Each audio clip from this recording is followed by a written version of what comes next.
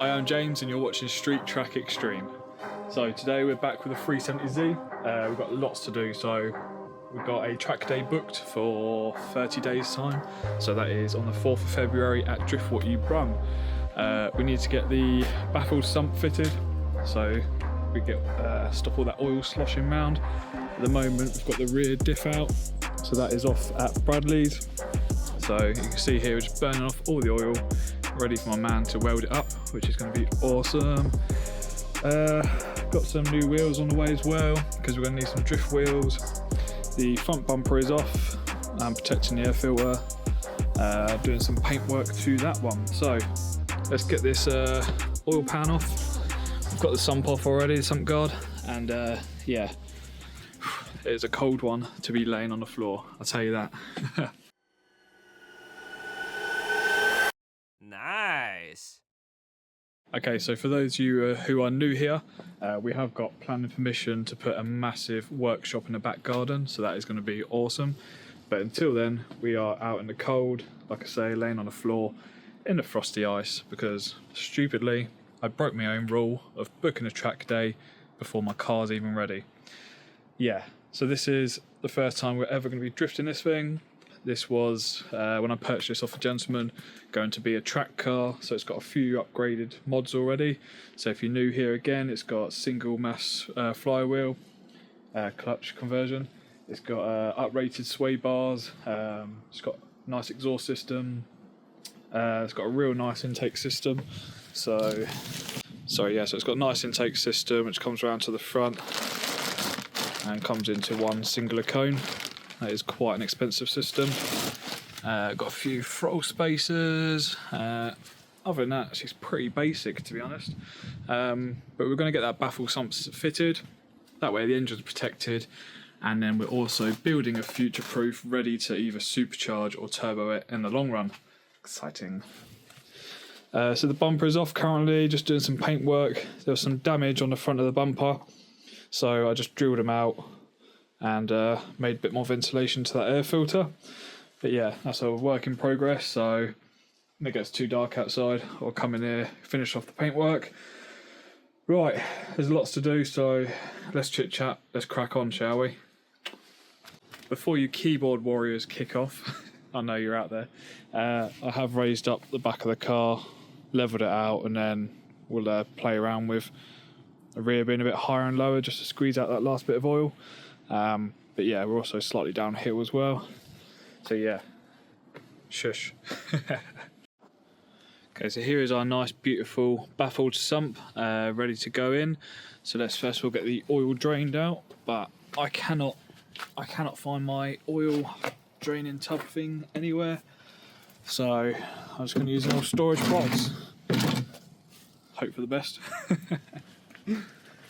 Right, hopefully the oil's not too dirty on this old girl. So that oil is draining out nicely now. You can see the tub's starting to fill up.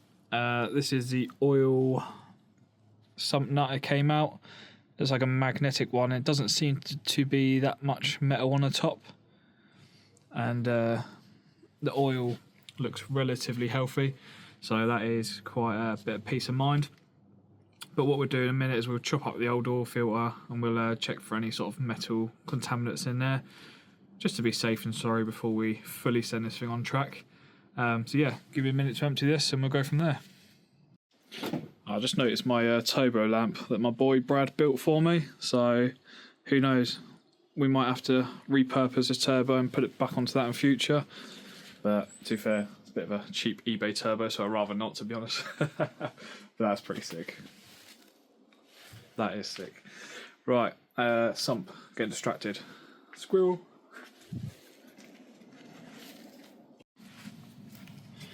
Okay, so we are putting in a genuine Nissan oil filter. This is also the enlarged one.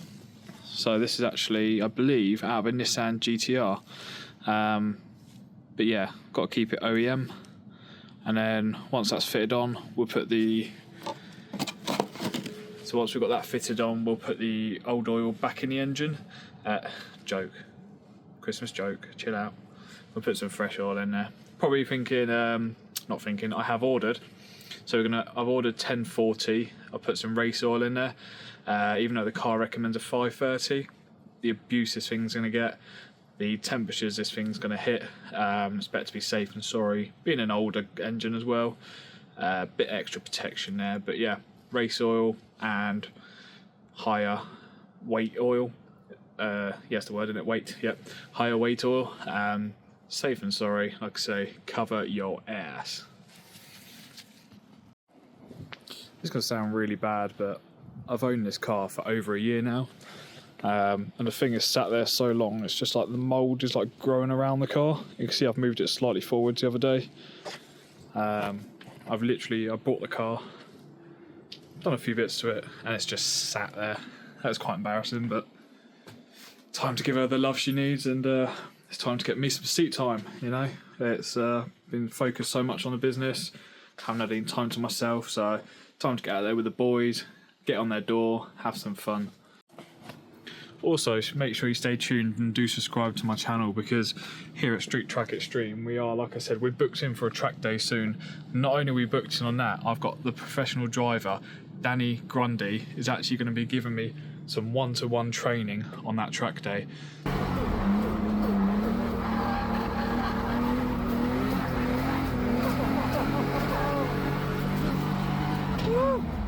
So yeah, not only are you going to see this car on track, you're also going to see a professional giving me advice, and that's extra help because it's been a little while since I've drifted. So yeah, to have Danny Grundy by my side is an absolute honour for the day. Yeah, that's going to make a wicked video. It's not even 4 o'clock yet and it's dark. Not even 4 o'clock. I thought I'd get a couple of hours in, get the baffled sump fitted. At least that can be ticked off today. So what we'll do is I'll carry on prepping this bumper, and yeah, I'll check in with you tomorrow. I hate winter.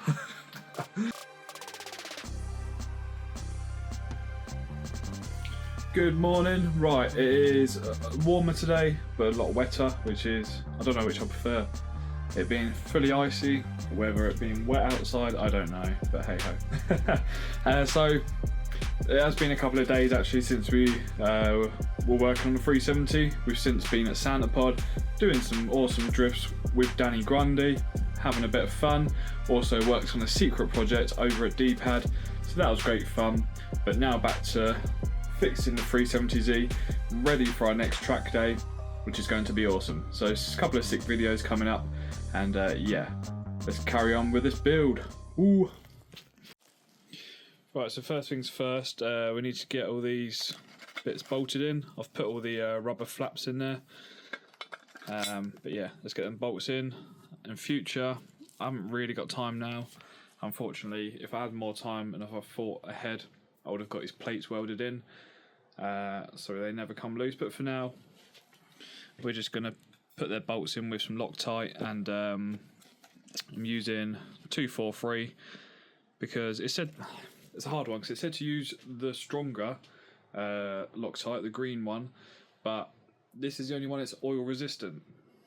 So I'm a bit like, so I'm going to take a risk. I'm going to use this one, and I think after the track day, I'm going to get these bolts taken out, and I'm going to go get my friend to weld these all up, so they never ever come out safe and sorry. But for now, it will last one track day.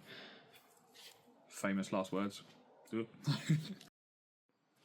Okay, so just in case you've never seen a baffled sump before, which I absolutely find it hard to believe, but yeah, essentially all your oil will be in here. Let's say the car leans over, all the oil can come into this chamber, but it can't exit, which means the oil pickup, which sits here, will be able to suck up more oil.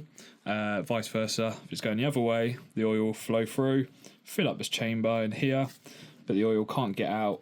Therefore, the pickup of the engine can suck up a lot more oil. So yeah, win. Perfect for drifting, perfect for track days. A little bit expensive, but well worth it. Okay, so it's not the neatest job in the world, but it's about right. We've got that 3mm thickness. I've had to top up a few areas where I thought it was a little bit thin, but fingers crossed that should give us a nice seal. If not, well, we'll find out the hard way.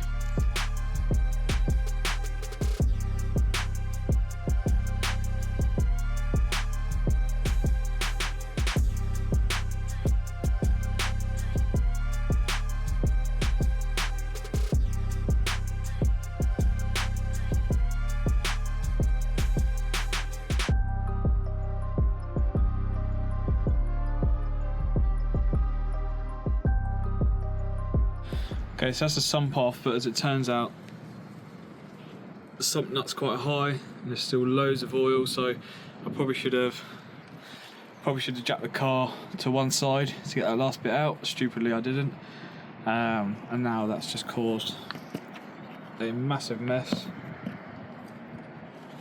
Yeah, not good.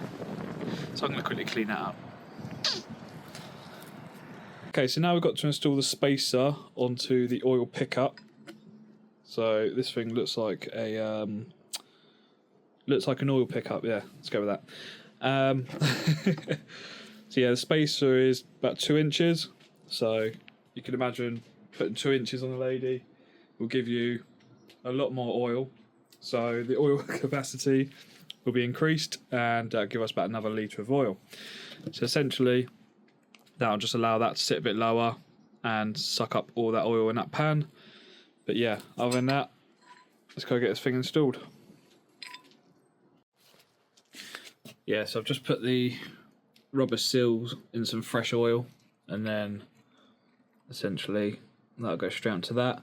Then we'll bolt this back in at 22 Newton meters. Won't require any RTV. Those rubber seals will be more than enough. You're basically treating it like it's what's the best option here? Like an oil filter, really. You just put clean oil, and that rubber seal will seal nicely.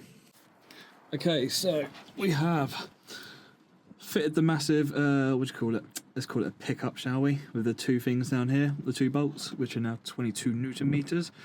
I've cleaned up the outside of this, just using a scraper and some WD-40, and then I've cleaned it with acetone because I haven't got any brake cleaner, just to get the oil residue off, ready for some fresh RTV to go on that bad boy. So yeah, let's get that sorted.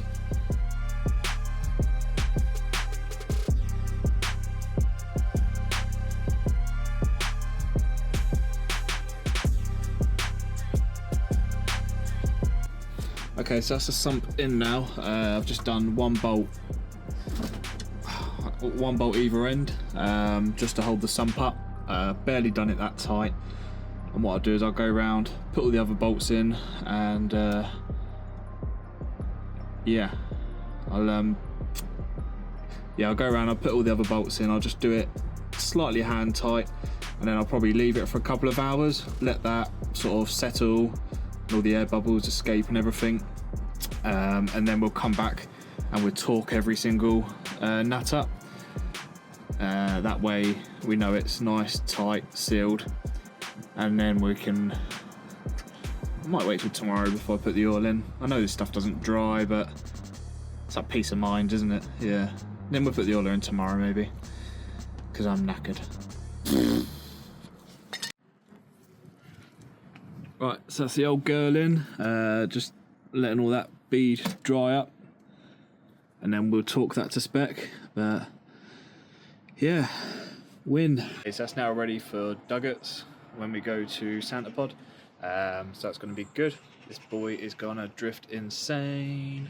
Anyway, I'm wet, I'm cold. I'm going to call it a day. Click that subscribe, click that notification bell. Next video is going to be insane. Thanks for watching. Bye.